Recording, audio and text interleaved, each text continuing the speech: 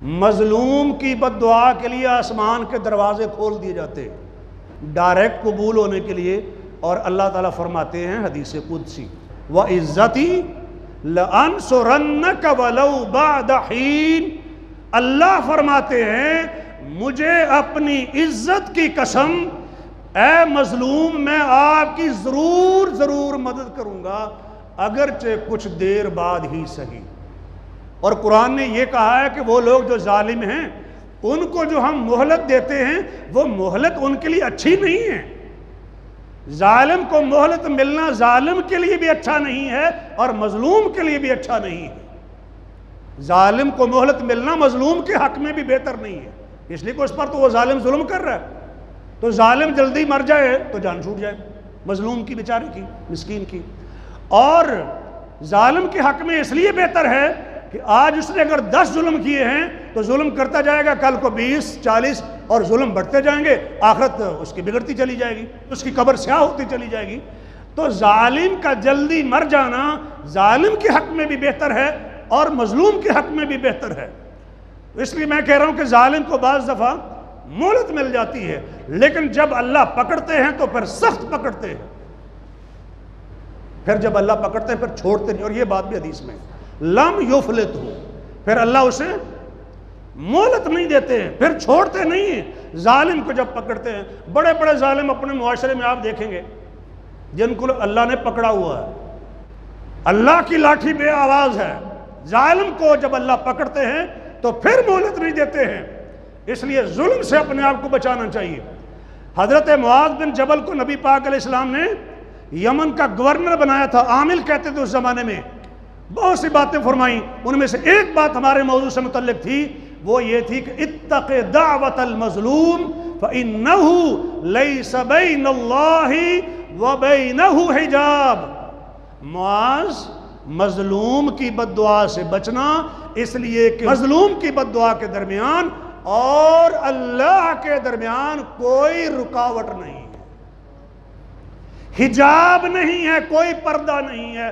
معنی یہ ہے کہ مظلوم کی بد دعا ڈائریکٹ قبول ہوتی ہے، کوئی رکاوٹ نہیں ہے، بغیر کسی روک ٹوک کے قبول ہوتی ہے۔ لیکن یہ وضاحت میں نے کر دی کہ قبول تو ہو چکی ہے لیکن رزلٹ دیر بعد نکلے گا۔ موسیٰ علیہ السلام نے اور حضرت ہارون علیہ السلام نے دعا کی تھی نا، ربنا اطمس علی اموالہم واشدد علی قلوبہم فلا یؤمنوا حتی یروا العذاب الالم۔ اللہ ان کے مال تباہ و برباد کر دیجئے، ان کے دلوں کو سخت کر دیجئے، جب تک دردناک عذاب نہ دیکھ لیں یہ ایمان نہ لائیں، یعنی ان کو ایمان لانا نصیب نہ ہو اور دردناک عذاب ان پر آ جائے۔ دعا کی تھی نا، اللہ تعالیٰ نے فرمایا قد اجیبت دعوتکما، تم دونوں کی دعا قبول ہو گئی۔ تم نے یہ کرنا ہے کہ نماز کی پابندی کرنی، اللہ کے حکام کی تعمیل کرنی، تمہاری پکار کو اللہ نے سن لیا ہے۔ اور پتہ رزلٹ کتنی دیر بعد نکلا؟ 40 سال بعد۔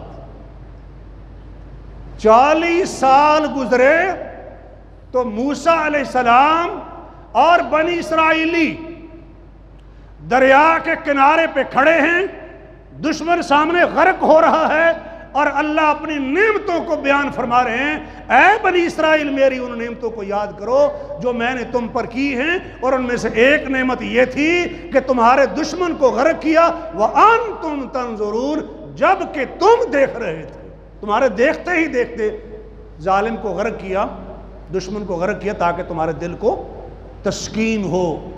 اور یہ جو ہم کہتے ہیں نا کہ اللہ نے جو فرمایا کہ اللہ چاہتا ہے مسلمانوں تمہارے ہاتھوں سے کافروں کو سزا دے تاکہ تمہارے دلوں کو چین آئے۔ بھئی اللہ چاہے تو سارے کافروں کو تباہ و برباد کر دے، اللہ محتاج تو نہیں کسی کا، کیا خیال ہے؟ نہیں محتاج نا، لیکن پھر بھی اللہ ہمیں کہتا ہے کہ دشمن کے مقابلے میں آؤ، میدانوں میں اترو، دشمن کا مقابلہ کرو، تاکہ تم اپنے ہاتھوں سے جب کافروں کو تہہ تہ کر رہے ہوگے تو تمہیں سکون ملے گا۔ وَيَشْفِ صُدُورَ قَوْمٍ مُؤْمِنِينَ، ایمان والوں کے دلوں کو اللہ شفا دینا چاہتا ہے، سکون مہیا کرنا چاہتا ہے، اس لیے تمہیں یہ کہا جا رہا ہے کہ کفار سے لڑو۔ اللہ کی اپنی حکمتیں ہیں۔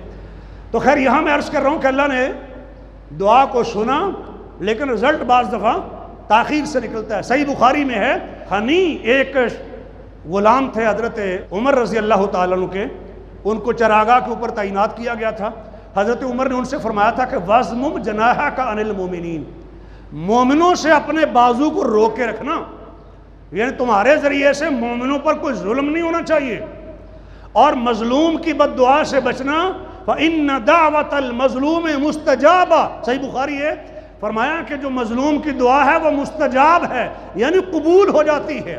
لمبی حدیث اس میں یہ بات بھی تھی کہ جو غریب غربا آئیں گے نا، مال والے، ان کا خاص خیال رکھنا، اس لیے کہ وہ مظلوم کی بد دعا لگ جاتی ہے۔